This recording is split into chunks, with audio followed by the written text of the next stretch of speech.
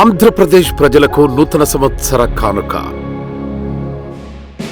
చరిత్రలో మాయని మచ్చలా మిగిలిపోయిన దుర్మార్గ పాలనలో హిట్లర్, స్టాలిన్, గడాఫీల గురించి మనకు తెలుసు. కానీ భావితరాలు చదువుకునే చరిత్ర పుస్తకాల్లో ప్రపంచంలో అత్యంత దోపిడీదారుడు, అత్యంత దుర్మార్గుడు, ప్రజల భవిష్యత్తును నాశనం చేసిన అతి నికృష్ట పాలకుడు ఎవరు అంటే ప్రతి పేజీలో జగన్ జగన్ జగన్ అని రాసి ఉంటుంది. తన సంకుచిత ఆలోచనలతో ఆంధ్ర రాష్ట్రంలో జరిగే అభివృద్ధి విధ్వంసం చేసింది జగన్ అని రాసి ఉంటుంది. 2019-24 మధ్య కాలంలో జగన్ ప్రభుత్వం అన్ని శాఖలతో పాటు విద్యుత్ శాఖలో కూడా ఎన్నో స్కాములు చేసింది. జగన్ తీసిన స్కాముల వలన ప్రజల మీద భారీగా విద్యుత్ ఛార్జీల భారం పడ్డాయి.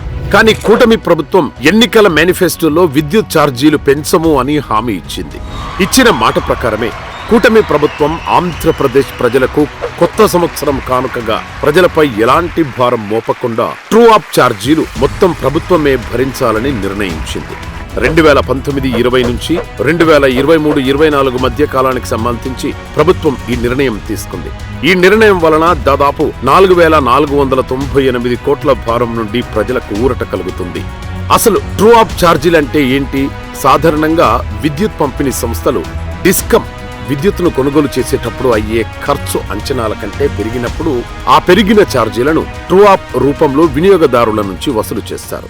జగన్ 5 ఏళ్ల కాలానికి సంబంధించి ఉన్న బకాయిలు ప్రస్తుత విద్యుత్ బిల్లులపై ప్రభావం చూపేలా ఉండగా కూటమి వాటిని పూర్తిగా మాఫీ చేసి ట్రూ డౌన్ ఛార్జీలకు శ్రీకారం చుట్టింది. ట్రూ డౌన్ ఛార్జీలంటే విద్యుత్ బిల్లుల సందర్భంలో విద్యుత్ పంపిణీ సంస్థలు వినియోగదారుల నుండి ఎక్కువగా వసూలు చేసిన ఛార్జీలు తిరిగి ప్రజలకు చెల్లించడమే.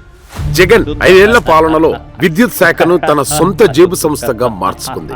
విద్యుత్ శాఖకు అవసరాలు, నిధుల్లో వెసులుబాటుకు సంబంధం లేకుండా వైసీపీ నాయకులు అవసరం లేకపోయినా కొన్ని సబ్ స్టేషన్లను ఆమోదింపజేసుకున్నారు.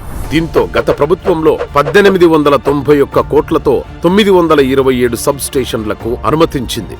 అందులో ఒక్కో సబ్ స్టేషన్ కి ₹1 కోటి లంచం తీసుకుని అవినాష్ రెడ్డి, పెద్దిరెడ్డి తన మనుషులకు కాంట్రాక్ట్ ఇచ్చారు. మిగిలిన మంత్రులు, నేతలు కూడా 360 అదనంగా అనవసరంగా అనుమతింపజేసి కాంట్రాక్టుల దగ్గర దోచుకున్నారు. దీని వలన డిస్కంల మీద 875 కోట్ల అదనపు భారం పడింది. అసలే 1.12 లక్షల కోట్ల మేర అప్పుల్లో ఉన్న విద్యుత్ శాఖకు ఇది అదనపు భారంగా మారింది. కూటమి ప్రభుత్వం వచ్చిన తర్వాత అవసరం లేని 140 సబ్ స్టేషన్లను రద్దు చేసి 300 కోట్ల భారాన్ని విద్యుత్ శాఖకు తగ్గించింది.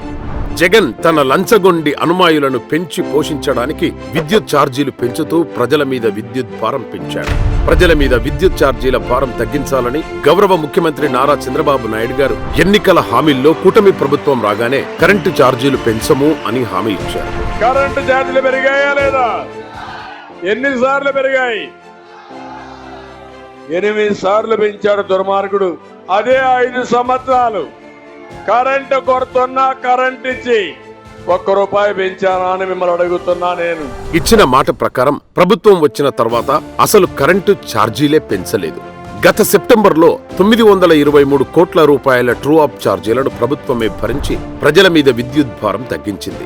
అలాగే నవంబర్ 2025 నుండి ట్రూ డౌన్ ఛార్జీలు ప్రారంభిస్తూ యూనిట్ కు 13 పైసలు తగ్గించి ప్రజల మీద ఇంకా విద్యుత్ భారం తగ్గించింది. ఇప్పుడు నూతన సంవత్సరం కానుకగా 4,498 కోట్ల ట్రూ అప్ భారాన్ని ప్రజల మీద వేయకుండా ప్రభుత్వమే ట్రూ అప్ ఛార్జీలను భరిస్తుంది అని ప్రకటించింది. వైసీపీ ప్రభుత్వం 5 ఏళ్లలో వివిధ పేర్లతో విద్యుత్ ఛార్జీల భారం పెంచి మొత్తం 32,166 కోట్లను ప్రజల నుండి వసూలు చేసింది. ట్రూ అప్ ఛార్జీలు ప్రభుత్వం భరించడం వలన సామాన్య ప్రజలతో పాటు చిన్న వ్యాపారస్తులు, పరిశ్రమలకు భారీ ఉపశమనం కలుగుతుంది. ఈ నిర్ణయం వలన విద్యుత్ పంపిణీ సంస్థల ఆర్థిక పరిస్థితి గాడిన పడుతుంది. ప్రజలపై భారం వేయకుండా ప్రభుత్వం నేరుగా ఈ నిధులను సర్దుబాటు చేయడం వలన డిస్కంల ఆర్థిక స్థిరత్వాన్ని కాపాడాలని ప్రభుత్వం భావిస్తుంది. దీని వలన విద్యుత్ రంగంలో జవాబుదారీతనం పెరగడంతో పాటు సరఫరాలో అంతరాయం కలగకుండా చూసుకునే అవకాశం ఉంది. అనుక్షణం రాష్ట్ర అభివృద్ధి, ప్రజల సంక్షేమం గురించి తాపత్రయపడే గౌరవ ముఖ్యమంత్రి నారా చంద్రబాబు నాయుడు గారు నూతన సంవత్సరం కానుకగా ట్రూ అప్ ఛార్జీల నుంచి ప్రజలకు భారం తగ్గించినందుకు ప్రజలందరూ ఆనందంగా కూటమి ప్రభుత్వాన్ని ఆశీర్వదిస్తూ అందుకే ఇది మా ప్రభుత్వం, మంచి ప్రభుత్వం అంటున్నారు.